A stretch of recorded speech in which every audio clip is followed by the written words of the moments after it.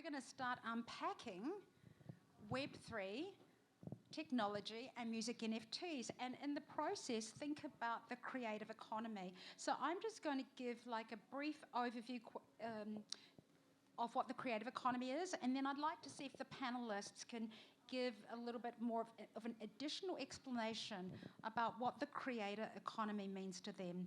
It's been around for a long time, I think since we had artists or since we've been working independently, right? However, today what we're seeing is pushback in a way. We're seeing people, artists, fans, they are wanting to take ownership of their digital assets. They're wanting to take ownership of their data, of their identities when they are interacting online. They want to have greater connection with the people who are literally providing them with their incomes. And this is the new paradigm that we're moving into. So maybe, would you like to start, Sam, just kind of like telling us from your perspective, what is the importance of the creator economy? Sure. Yes, the creator economy has been around for a long time, sometimes called the gig economy, and it allows people to create art, music, whatever it might be, and try to make a living off it. And I think in recent times, as Web3 has started to come around, we've seen artists take more control of how their digital assets are used. Firstly, by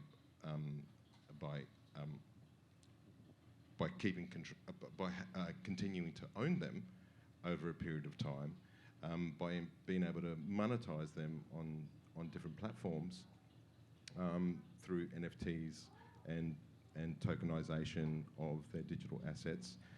But probably for the first time since digital has been here,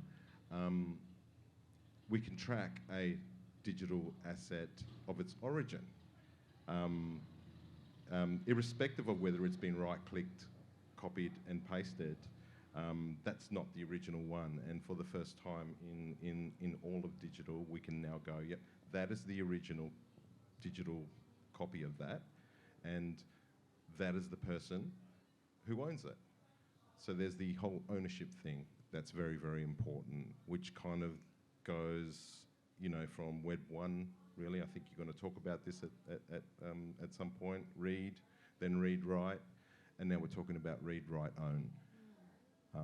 And that's a paradigm shift that artists will start seeing soon, and start understanding how important it is to their creative output, and most importantly, putting food on the table, because making money out of it. Making money, and I know this isn't the flash end of the conversation, is it, in the sector, but I feel that, you know, the toolkit that's been offered is really helping to create sustainable revenue flows, particularly on the back of, you know, lockdowns and a suppression of the gig economy, and, well, in the touring sense, I think precedently there was a panel about touring.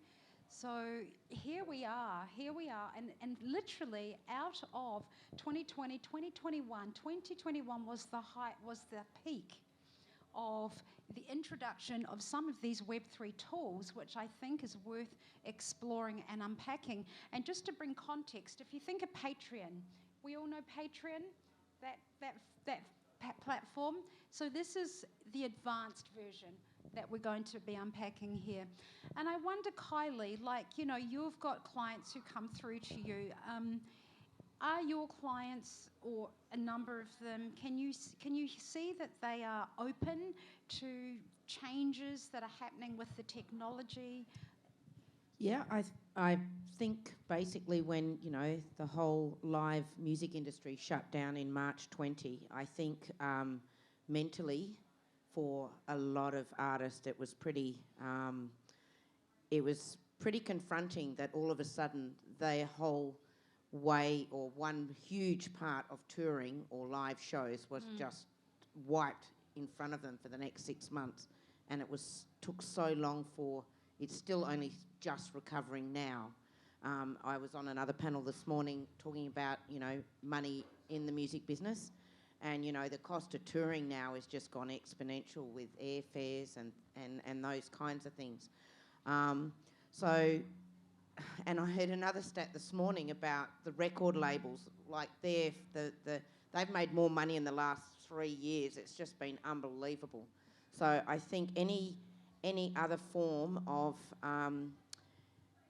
a way or a means of creating additional income for artists is most welcome.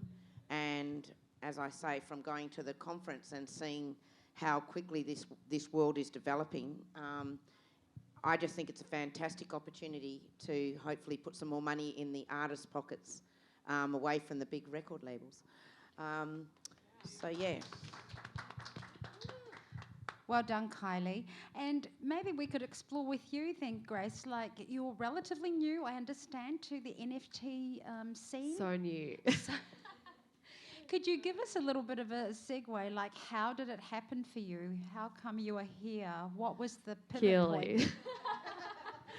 No, generally, Kylie over there is a beautiful, amazing artist in the industry and someone I really trust and look up to. And she reached out to us via email and told us about this whole world, and I was just like, what the heck is this? And then we went and caught up for coffee, and it was just absolutely fascinating, like finding out about all the terminology and what Web3 even is. I didn't even know it existed, genuinely. I feel like my grandma when it comes to Web3 and NFTs. So it was really exciting to learn about and actually learn about kind of a possibility for a new source of an income stream for artists, because it is such a struggle. I mean, with streaming services, it's like 0.004 cents a stream. And if you get 1 million, that's $4,000. Like, that's not a lot of money. It doesn't even cover recording and mixing and mastering costs. And I feel like with NFTs, obviously I don't know a lot about it yet, but I think your fans and people out there actually are willing to kind of learn about these things and are willing to support you. And if there's something that they can get from that and connect with you in a different kind of way, I think it's something I'm willing to try. Great. And just very quickly, before we just take a look at some details behind, do you think your fans in particular would be groovy into this? Some of them have been like, what is this? Actually, pretty much everyone has been like, what is it so far? But I think when we actually start to kind of break it down, we've had some really great responses too. So sharing posts and social media stories, people have kind of been like, whoa, this is really cool. And I've other musicians and fans in kind of our world are really excited about it, to be honest. There's a lot of interest. There are people that are kind of umming and ahhing about the whole idea of it. But I really don't see anything that's not positive about it. You know, I think it is really positive. And I think your attitude is going to be a great influence, right? I think if the artist is like embodying this new technology and willing to work with it, I see no reason why fans won't get behind. I mean, let's see how we go. I really hope so. I think it will be really fun. At the moment, it is so new to me as well, but I think it's going to be something that could be really exciting, from learning about it from Kylie and learning about actually NFTs in themselves and how huge they are. It's just a whole nother world that is just incredible, to be honest. Excellent. Well, look, Sam, I'm just going to ask you if you wouldn't mind just giving us a couple examples about how Web3 in its practical form can help to create those revenue streams. And we might go to the next slide to do that, but we've got a couple of things there: digital collectibles, subscription services, crowdfunding. Do you want to just make a comment on any one of those items or all of them, just to help give a sense of specific streams, specific ways that artists can use Web3 tools? Sure. I think probably one of the most exciting things to come out of this space is the ability for fans to not only support artists, but also to be rewarded for their support. And so when we're talking about subscription services, for example, a fan can subscribe to an artist page or a space that they're controlling, and by doing that they get all sorts of perks and rewards for being part of that. The whole sort of Web3 space and the crypto technology behind it allows you to leverage it and reward people for being part of it. So I think that's a really beautiful part of it. What kind of perks do you think might be interesting that fans might want with? Well, what we're hearing is they just want closer engagement, and the kind of weird things that we've heard about is where's that original piece of paper that you penned that lyric on? I want a picture of that, and I want to be the only owner of that. Or where's that original melody that you sung into your memos when you wrote that song? I want that, and I want to be the only owner of that. And so when we're talking about the space, we're not talking about millions of things. We're talking about 100. A release of yours will be, your first one might be 100, exclusive, right? And so limited editions. Bragging rights, right? How many fans or super fans, or let's call them music lovers, because that's probably a better term, want that one collectible thing from you, and then they can sell it later on and make a profit on it even, and you will always retain 10% royalty of that in perpetuity for the rest of your days. I think that's really cool, the royalty thing, Right. because that is not, I've never heard of that before either, Yeah. like reselling an artist product and that artist actually being able to still make an income from that. It's pretty Forever. cool. Yep. And once again, this is the nature of blockchain technology and the nature of applications that have been built, software applications that have been built on top of the blockchain technology, which enables these contracts to be created autonomously. So it enables you to be able to go to a marketplace to create your NFTs for sale and to literally, once it's sold, to receive back on future sales royalties ad infinitum. We'll touch on secondary sales as well as we go through. I thought I'd show a couple of examples. Lee, if we could go to the next slide, thanks. Right, woohoo! And this one is live at the moment too. I think they've got a day left. So they've been very, very, on the edge creating their NFTs. So I guess, Sam, just coming over to you, like Ocean Floor Music is also in the space of assisting artists to create their NFTs. I mean, I didn't have to put who this was there, but it's a major marketplace. Maybe you could just give us a little bit of a description of what's involved for an artist to get their NFTs together. Well, they need a song and they need an image. That's about it. Or a video.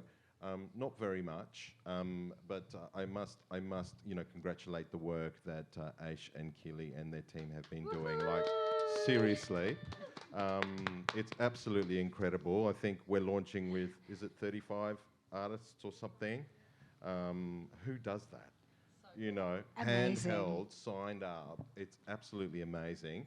Hytropics is one of them. Here's a fantastic example. He's written somewhere recently 300 superfans, that's it, $4,000 on his first drop in his first 10 minutes. And as far as I know, where he's been successful in selling out all of his digital every drop collections. he sells out, exactly. So again, I come back to that thing. We're not talking about millions of streams. We're not talking about millions of fans. We're talking about 100. That's it. That's all you need to start in this game. 100 fans who will support you and are willing to spend a little bit of money on you. I guess the question is that doable? Does that sound doable? At some level, we're not talking massive numbers. I mean, there are some big numbers here because, look, let's be honest, it was pretty crazy stuff, in the peak of the NFT market, and I think we might have some figures around that soon. But could we have the next slide? So this is for you, Grace. Hello. Yay. I scalped some artwork out of her folder to show you all. This is the upcoming collection, so we would be delighted if you would like to just give us a few pointers on what this is about. I'm excited about our NFT. I kind of wanted to think about something that I could kind of put. So basically, we're selling the NFT as this cover artwork, and then when people buy it, they get the actual whole WAV of the weekend, which is this song. This is our first drop. And then it's going to be called Joan's Diary, our NFT, which I really find really fun and creative. So basically, when people buy our NFT, they also get a diary entry, which is very, very personalised. And it's kind of just like me being a 17-year-old girl talking about my problems in my diary entry. It's just really fun, and I'm really loving it so far. The first one is just a page. It's just a start, a kind of taste, and then I'm going to get more and more into kind of longer diary entries and get into kind of writing a much more deep analysis kind of what the songs are about, where they came from, stuff that I definitely would not tell to blogs and radios that might be a bit more personal and a bit more... Doesn't that sound amazing? So in a way, your NFT is a membership to this blog, to this page? Yeah, absolutely. And it's going to be very limited, I think, each time. Because I obviously, I do want it to be a bit more personal. And I want the people who really do care about kind of the backstories of the songs to kind of dive deeper into them. So that's fantastic. And this is the kind of engagement that this space allows. Yeah, it's awesome. It's allowed so much creativity. Like when I was talking about it with Kylie and kind of trying to wrap my head around what the heck it is and what I'm meant to be doing with it. It was so much fun, the creative aspects that we kind of came up with and just talking through. The possibilities are literally endless. And it's really up to kind of the artist of what you want to put out there and what you want people to see with your drop. So that was so much fun, just discussing ideas and coming up with it all. And I mean, the thing is, it might not be for every artist. I mean, there might be some artists who have a little bit more, not withdrawn necessarily, but they may not have that capacity. But there'll be others that this makes a lot of sense to them. So I think it's about finding, however you want to, with this membership potentiality, a way of engaging with your fans who clearly want to support you, who clearly want to buy what you have. So maybe, Kylie, a note to you. So we're thinking about fans almost are becoming the investors in the traditional sense in their artists. They are definitely their fans. I mean, how do you see that relationship? I mean, between fan and artist. I love that stat about the super fans. What is it if everyone spent $75 or the average spend? The average spend of a super fan is about $96 a month, believe it or not. We're just calling it $100 a year. Yeah. Just to make it simple. So are we going to the next slide? Yes, we can do that too. Thank you. Thanks. No. You're sorry. on the right one. Oh, right. Yeah. Sorry. I've kind of found myself. I'm a super fan of 1,200 clients. Lucky then. But I just found the way to, through the whole COVID thing, it's just, buying merch is for me, was a huge one way of showing them support. And it was really funny, for an example, going to see Billie Eilish concert, which I fell in love with her at that concert, and I was like, oh, right, wonder where I could buy her album, right? Because I don't download anything on Spotify. It just seems criminal to me. I'd rather buy the album. Anyway, I go online and also saw Sam the Great as the support act. And both of their albums were all sold out. And I was like on the Spotify thing going, I can't do it. I can't do it. So anything for me like this, where you can engage those fans and, I think really coming from a music fan, you just really want to support those artists because you know how hard it is and how, that generally, obviously, with how many artists I've got, 80% of people can't do this 100% full-time. You've got to have another job, a teaching job, a retail job, barista, hospitality, something.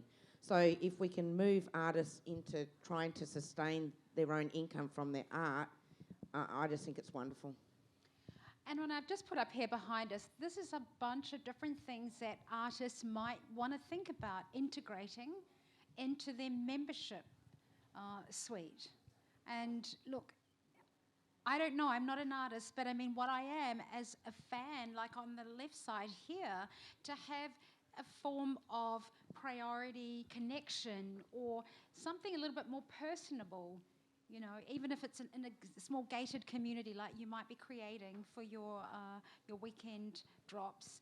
It means something, and you're going to actually probably be the biggest supporters in promoting what do you think about fans being the promoters of their artists? How does that work? Oh, totally works. What is that? Where the fans are, the artists will go. Where the artists are, the fans will come. It's kind of both ways. Your super fans are your biggest promoters. And the more engagement we can have with the artists that we love, the more we're going to promote them. It's as simple as that. And the more we can give them, the more they will give back. It's that two-way street. So let's have a little look at some of the numbers. I think you might be interested to see. If we could have the next slide up. Right. Okay. Well, this is a membership. So this is one that's out there on another music platform. We'll go to the next slide just to show that it's there. Now, look at this. This is back in 2021 at the height of the bull market in the crypto space. 2.57 billion was spent in that year. This is in US dollars on art. Now, do we know the difference roughly? Like, there are static pieces of art that sell, and this is the sum total of the sales, 2.57 billion. Okay, in 12 months. Beneath it, music NFTs in that very same year was 86 million US dollars. So what does it show you? It shows you what, Sam? Well, to me, $86 million compared to the compared to the $80 billion that the music industry generated in that time. This isn't very much, No, it's but not this much. is separate. This is on top of. This is on the side. And this has only got a few hundred people in it that are making incredible money in this space. So it's completely untapped and with so much potential. I mean, I say a couple of hundred. It's not a couple of hundred. It's probably thousands. So I don't know exactly how many. But compared to the traditional music industry, it's a tiny amount of people in the space at the moment. So to be able to break into it right now is valuable. And telling, your comments too, because most of them are indie artists. So, like, how does that feel to be, in the slipstream of technology, which is really built for you? Well, it's really nice to know that it's still such a new space as well. I just was having a meeting today and found out that now 100,000 songs are being uploaded to Spotify each day, every single day, 100,000. So that's a lot to kind of stand out from as well. It's a lot of material. And so it's nice to have a platform that's really supporting the indie artist. And yeah, it's pretty exciting to know that. Excellent. Let's go on. Should we go to the next slide then? So we're going to go into some of the revenue streams. This is one use case. I don't know if you're familiar with this one, Kylie, but what do you think about these odds for generating income? This is a case study. Iman Europe, she's an indie artist. She sold all of her collection and she earned 60,000 from it. She gets over 1 million streams, or not much more, but it's $4,000 a year, as we've been hearing. So what do you think about this from the point of view of an accountant trying to encourage artists to look at various ways to shore up their financial stability? I'm just really excited about it. I recall meeting the Canterbury Bulldogs marketing guy when we were on the Gold Coast, and they had a drop of 300 NFTs last year, and he said, my only problem was I wish we'd produced 1,200 because they sold out. So if this is going to, just to see this work for artists, it's just so exciting. And the fact that you can use your creativity in exactly what you develop as an NFT, it's just giving you so many more options. And the other additional thing too, you're multi-talented, you've got the creative, artistic work, what you can write about it. So there are lots of nuances you can bring in addition to the audio-visual component as well. So I think it's like that opportunity to just totally unleash the creativity into this market. The more unique, probably, the better. Can we have the next slide, or maybe the next two, actually? All right. So this was just on Twitter. Who's on Twitter? Probably most of us. Not sure if I'm going to be for long, but what's Elon doing? I don't know. I am. Yeah, that conversation too. But it was just good to see someone had tweeted, oh my goodness, my music NFTs paid my rent this month. Wow, that's so good. So it's all very good us talking about it here, right? And what kind of numbers? So 37 retweets, 338 likes. So it's not like massive, right? It's not like tens of thousands. It's a following that many people in this room have probably got. Yeah, I mean, I don't know Suave, but I mean, like, he's a musician, producer, and he's got, probably... He's Aussie. He's Aussie, there you go. Fantastic. But he compares rent. I mean, how decent does that sound? Should we go to the next one? Thank you. Excellent. I wanted to prove a point here and just get some comment. I mean, it's one thing to get a primary sale on your NFT, of course. That's the initial sale after you mint it as an artist and someone comes and buys it from you. However, think about the secondary resale value once the person who's originally purchased it wants to sell it again. That's where you get another royalty. So that's exciting. So what can artists do, is my question, to kind of keep the value alive for their NFTs? Well, I think rarity is important. Exclusivity is important. Continuing to build on the unlockable items and keeping them fresh, like what you're talking about with your blog. If that goes to places where not many people, goes to places where not you don't want many people to hear about, who knows how popular that's going to be, right? So I think continuing to build on that value and continuing to create value within those NFTs that you're selling will help that resale value. And of course, continuing to do new drops, because the old NFTs are like your back catalogue. You release a new song and your back catalogue gets a little bump, right? So there's some strategies. And so I just think that this also, to take that one step further, is to prove that if you are putting that kind of effort in as an artist, then you will have secondary resale value. And that's the point of this little talk. Can we go to the next? I think we're going to be hitting the metaverse. Whoa, now who's involved in the metaverse here? Any interest? It looks like online gaming, Fortnite, virtual worlds, all of these sorts of good things or interesting things or what the heck. But I know, that's where I've got the gap. I'm straddling that gap. Is this 12 million fans that went to a virtual concert? That were at a virtual concert, and that was back on the 24th of April, around April 2020. Okay, we're in full lockdown globally, but that doesn't kind of like, isn't that a big number? It's massive. In a virtual world. And let's look at Travis Scott. He doesn't even look real. He's an avatar. Okay. So Sam, OFM Metaverse, if we could go to the next slide, what is the strategy for including a metaverse with OFM's services and products? So for us, it was about the opportunity for artists to be able to do virtual gigs. Now, that doesn't mean that you necessarily have to, get dressed up in a mocap suit and get filmed and become an avatar. You can just stream in with a 2D screen, but just means that lots of people can come as their own avatars because people love getting dressed up and watch your show and run around in your show. And it doesn't matter where you are. So for us to have that ability for artists to be at home with a camera in front of them and do a show to tens or 20s or hundreds of people at the flick of a finger was very important to us, and it's another opportunity for revenue.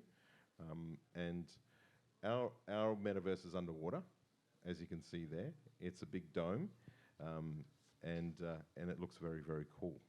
What do you reckon, Kylie? Are you going to be doing metaverse concerts?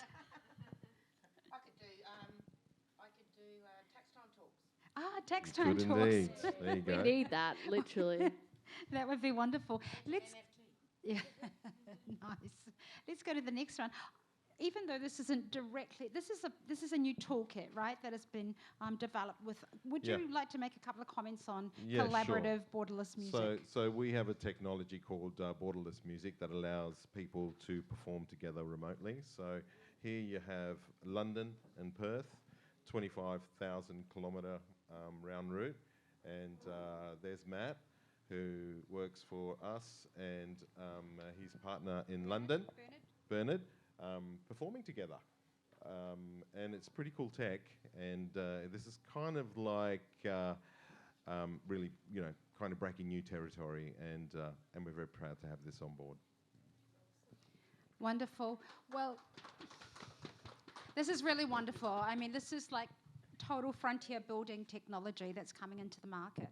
Now, I'm aware that we perhaps have got a couple of other things there, legal considerations. Be happy to perhaps talk about that a little bit separately, because I feel it's an opportunity now to open up for questions. So I would really love for us to get some questions from the floor. If there aren't many, we could do the legal considerations piece, but we would really love to close out with Grace a little later with a song. So just need to create space for all of that. Who has a question? Do you have a question?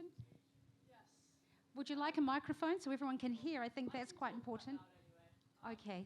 So I've done a bit of work in live events, festivals and things. How do you think we can move NFTs into live events? For example, I worked at a festival back in England where they had like a limited, you'd sign up to this thing, it's called C-Lab, which is like an NFT platform, and they sent out a QR code that related to like a secret rave, for example. And the amount of times, I think it was the idea that it was niche and not many people knew about it and whatnot. But do you think it is possible to make it into like the live events industry? So the question is live events industry and the use of NFTs. I think, Sam, we were just talking about this before we came up here.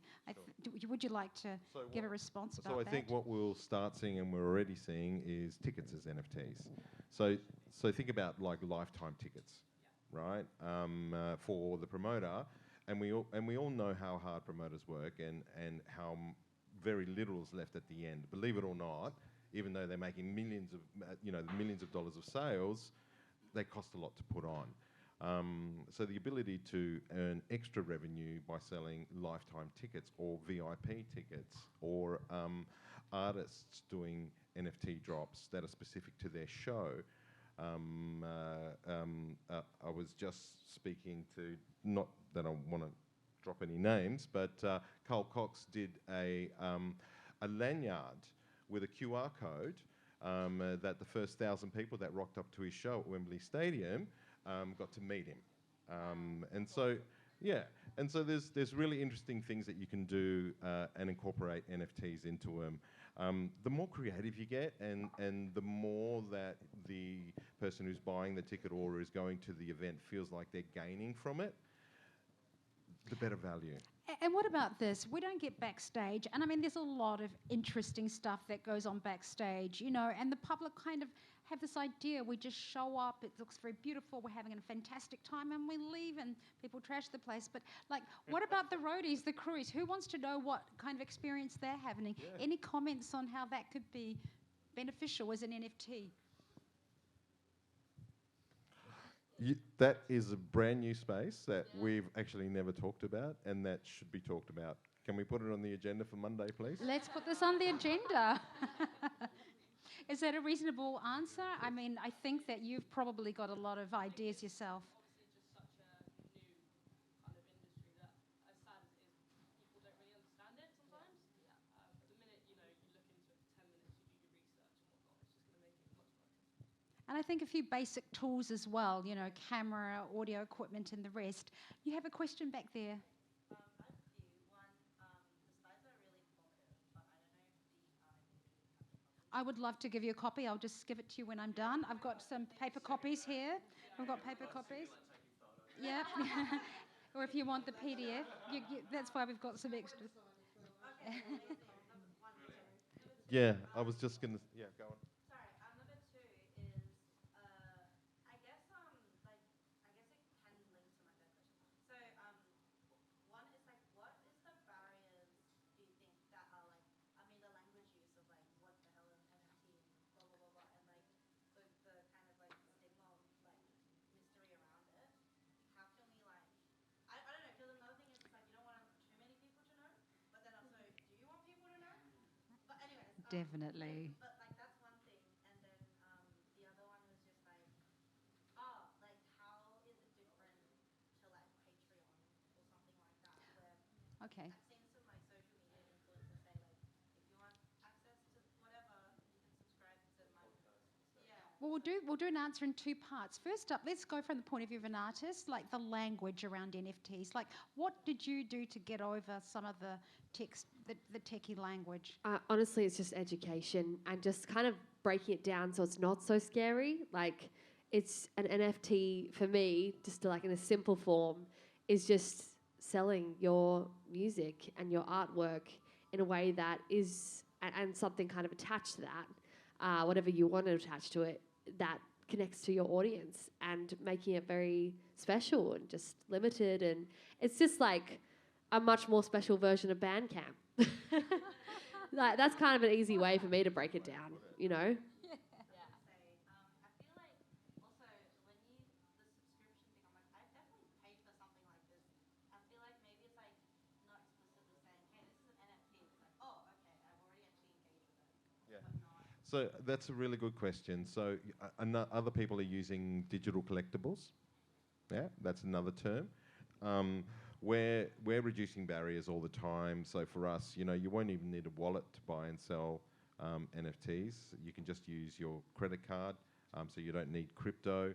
But you will realise soon that, you know, as your NFT starts growing in value, that you want to do something with it, and so then you'll kind of be sort of shown the way to setting up a wallet.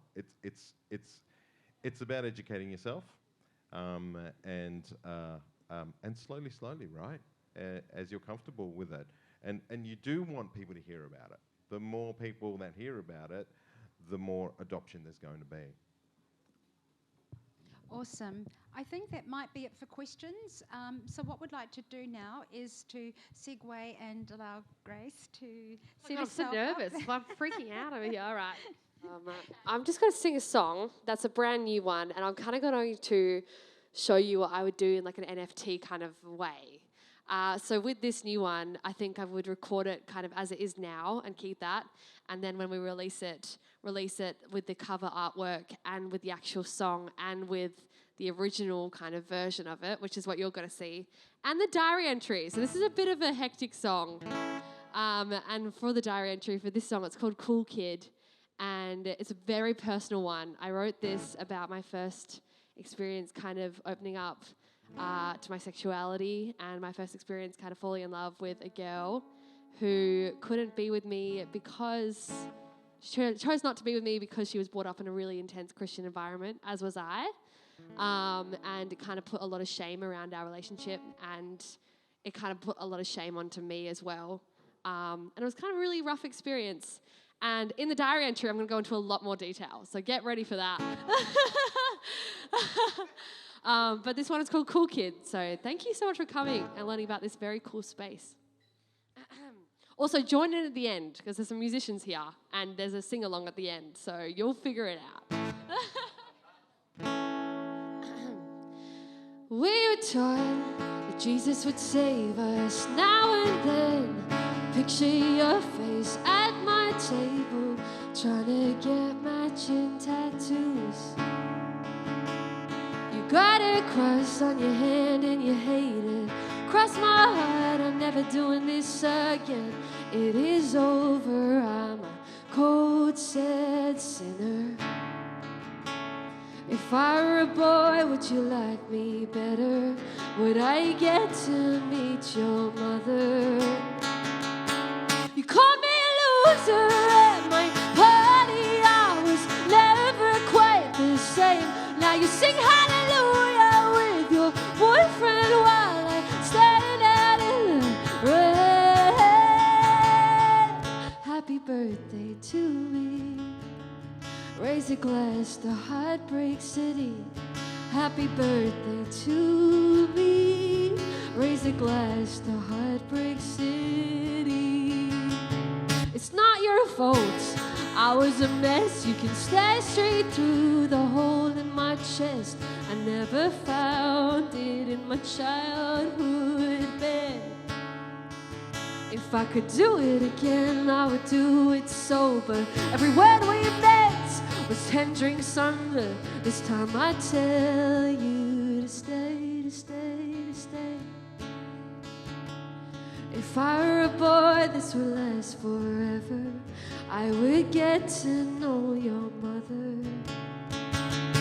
You called me a loser at my party. I was never quite the same. Now you sing hallelujah with your boyfriend while I stand out in the rain. Happy birthday to me. Raise a glass to Heartbreak City. Happy birthday to me.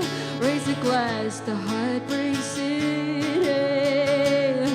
Whoa.